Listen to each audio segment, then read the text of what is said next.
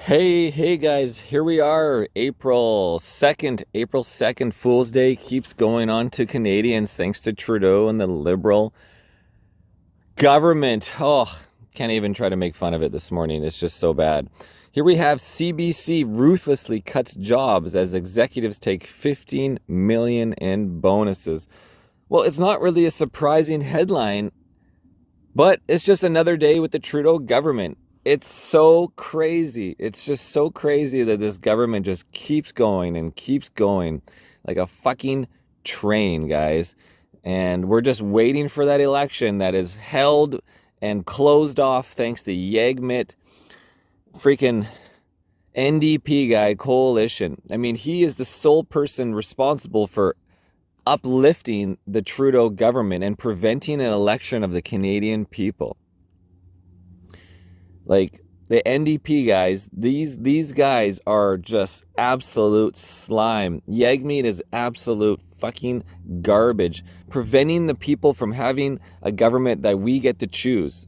So he needs to be held up just 100% responsible for holding up the Liberal NDP coalition together and for everything failing for Canada. So we will not forget when it comes time for the criminal acts to be handcuffed. It's blunder after blunder with the Trudeau government's hand-picked CEO at the helm. This was published April 2nd, by Rachel Thomas on the National Post. So, this is even mainstream media here going after them. Canadians have never paid so much for so little. We see it every day at the cost of government goes up, driving up the cost of everything else, while service levels go down. The same is true for our public broadcaster, the CBC, the Canada Broadcasting Communism Network. Last December, CBC CEO Katherine Tate, who also lives in New York, guys, told Canadians she would be slashing 800 positions, 200 of which were vacant to begin with, sending 600 people to the unemployment line during an affordability crisis. She just couldn't afford them despite the $1 billion or more taxpayer dollars they receive every year. The most shocking part came in the next breath as employees were clearing out their desks and packing their boxes. Tate declared in January that millions of dollars in big bonuses were still on the table for herself and her top executives. When asked whether she personally deserved a bonus, she said, "Absolutely, yes." She may as well said, "Let them eat cake."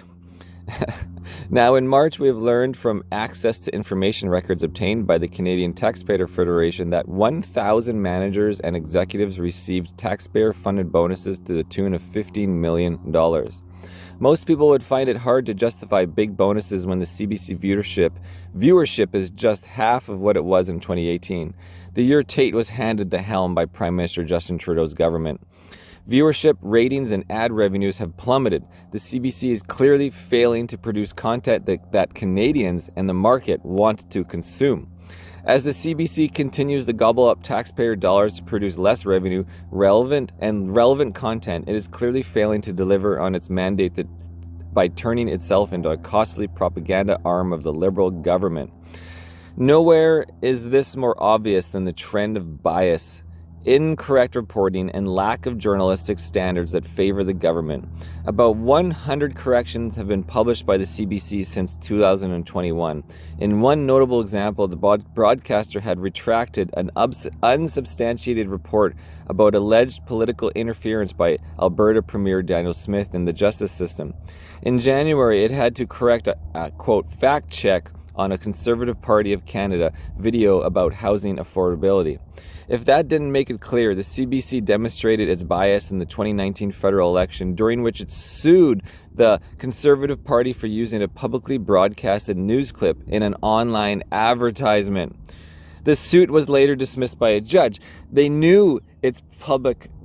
You're allowed to use the public records for whatever, and they sued them anyways, knowing they're going to lose, just to freaking tie their hands. Taken together and make them pay, right? When the government has their free lawyers paid for us. Taken together with lavishness and incompetence, it's clear Trudeau's handpicked top boss of the CBC has some answering to do. Or are incompetence and waste acceptable so long as the puppet CEO remains favorable to the government that handed her the job? In the real world, bonuses are determined by meeting quote, key performance indicators, KPI. Public records show that only one of the CBC's 5 published strategic KPIs were fully met, a 20% success rate, or in other words, an 80% failure rate. Imagine telling your boss you deserve a raise after failing 80% of your goals. You'd be laughed out of the room, but not at the CBC. When it comes to dysfunction at the CBC, that is just the tip of the iceberg. Trust in media, and especially in the CBC, has declined. Not a surprise when Tait stood to defend the broadcaster's errors. And clicking that link, guys, it brings us to the openparliament.ca Canadian Heritage Committee on January 30th. So this is the committee, and it's quote for quote as they go through the questions with Katherine Tate, President and Chief Executive of CBC Radio Canada. And we'll read a few of the questions and answer. I actually remember this. Here's Andrew Scheer. So at first is the Liberal Hedy Fry. We'll go to the Conservatives. Mr. Scheer, you have 5 minutes. And he's like, thank you. I'm sure that we can agree on some metrics that reasonable people would use to measure the success of a broadcasting corporation. Would you agree that measuring viewership or ratings is a reasonable metric to measure the success of a broadcaster? And you have Katherine Tate. Viewership is one metric, and so is usership. And then Andrew Scheer, I would say that it's an important metric when you're talking about a broadcaster. You said a few minutes ago that ad revenue was a major. I think that's the word you described, driver of whether or not to judge success. Would ad revenue also be a reasonable measure of success for a broadcaster? Katherine Tate, it would be one of the variables, yes. Andrew Scheer, right, okay. There's viewership, yes. Ad revenue, yes. Trust also, whether or not people can trust what they're seeing on TV, especially when you run news outlets. You would agree, I hope, that trust in media would also be a measure of success. Katherine Tate says, absolutely.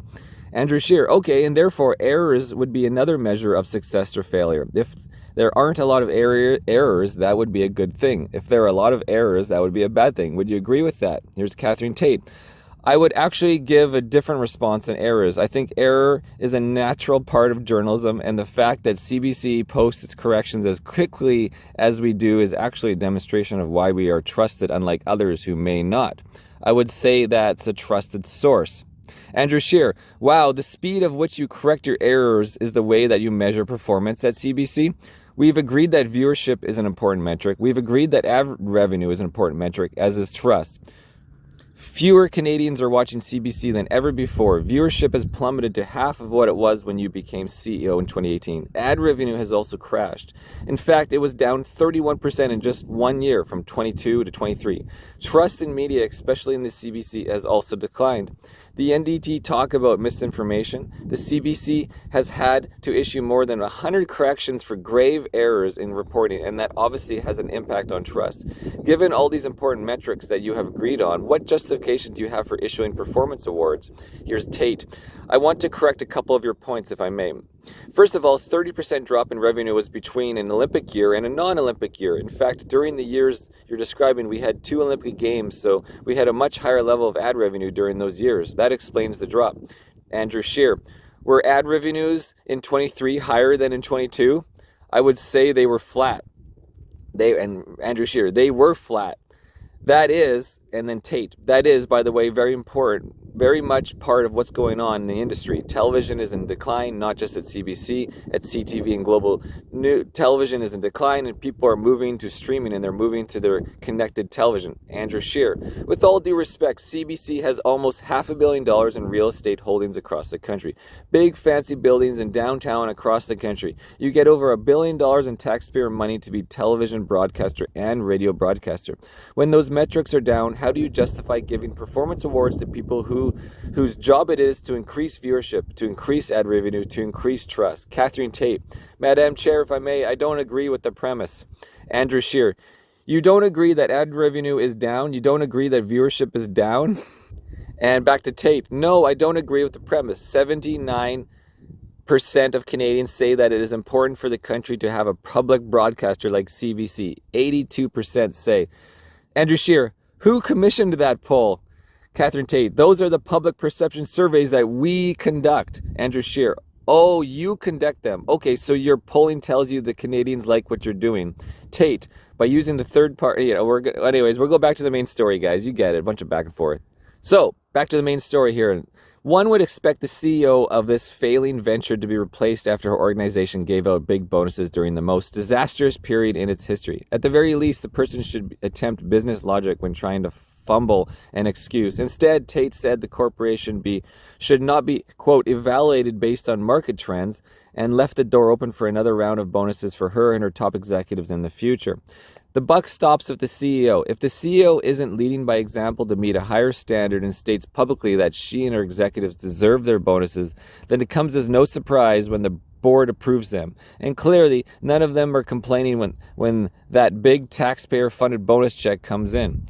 So either the CEO and her board are happy to collect big checks while driving the broadcaster into the dirt, knowingly, or rose-colored lenses are mandatory in the white tower of the CBC boardroom, maybe both. In the end, Tait, like her boss, the Prime Minister, reverted to blaming taxpayers for her failures, claiming the CBC is underfunded. The more than $1 billion in public dollars it received last year just wasn't enough to compete with all those other broadcasters who are not receiving the same. Make no mistake, the CBC should get no more tax dollars, and Tait's office, along with the rest of the broadcasters' headquarters, should be turned into beautiful homes for Canadian families. Canada's national broadcasters should do better to live up to what Canadians expect of the title, and instead of making the news, they should be accurately reporting it. 600 people lost their jobs not because the workers failed, but because the Trudeau government handpicked CEO did. Wow. Anyways, the National Post. Rachel Thomas is the Member of Parliament for Lethbridge and the Conservative Shadow Minister for Canadian Heritage. Let's read a few comments from Osmit. Socialists are currently in the process of cannibalizing themselves. This very uncollective move by the CBC should help turn some of the hardcore tankies against them, and perhaps the CBC and their waning support base will begin to self-destruct like all the other wokey revolutions. Should be a blast to watch. Next is from Daniel Joseph. It will be a relief for taxpayers when the CBC gets defunded, and I welcome the panicked look on the face of CBC execs when they realize their progressive programming has no sustainable market. From Jeff Huntington 9 minutes ago. The only people in Canada who do not see the CBC as a mouthpiece for the Libs are the Libs.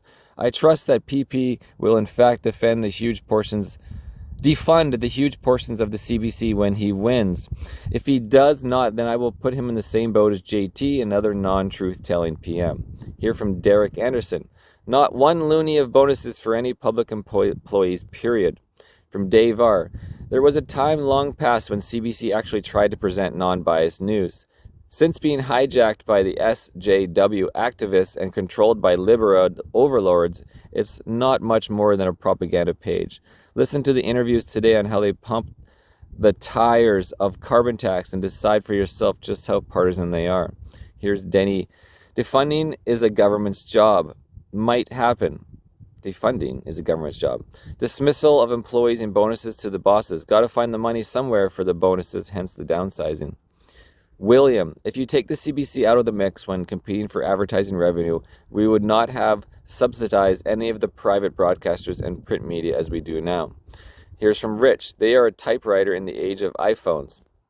Nathan, the only questions that remain are, which parts will continue to exist, presumably radio can, and how quickly will the rest disappear? 2026 January? Next from Anka, CBC is irrelevant at this point. Defunding is inevitable.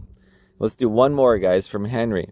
Perform, do not patronize the government of the day. Stop being the wokies of the woke. Stop promoting agendas. Create content, not engage in meaningless diversity.